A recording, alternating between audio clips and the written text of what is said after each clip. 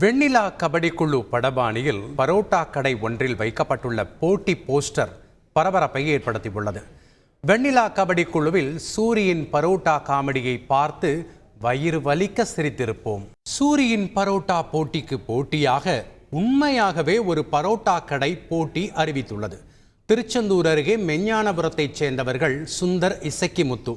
சென்னையில் ஐடி கம்பெனியில் பணியாற்றி வந்த இவர்கள் கொரோனா காலத்தில் சொந்த ஊர் வந்து இரவு நேர துரித உணவு கடை நடத்தி வந்துள்ளனர். இப்போது அடுத்த கட்டமாக கடை மேம்படுத்தப்பட்ட நிலையில் கடை விளம்பரத்திற்காக போட்டி ஒன்றை அறிவித்துள்ளனர். இதற்காக நீங்க வேணா பந்தயத்துக்கு வர்றீங்களா என்ற வாக்கியத்துடன் பிளக்ஸ் வைக்கப்பட்டுள்ளது. ஒருவர் 32 பரோட்டாக்கள் சாப்பிட்டால் பணம் செலுத்த தேவையில்லையாம். மாறாக கடையின் உரிமையாளர் அந்த பரோட்டாவிற்கான பணத்தை சாப்பிட்டவருக்கே தந்து விடுவார். சாப்பிட முடியாதவர்கள்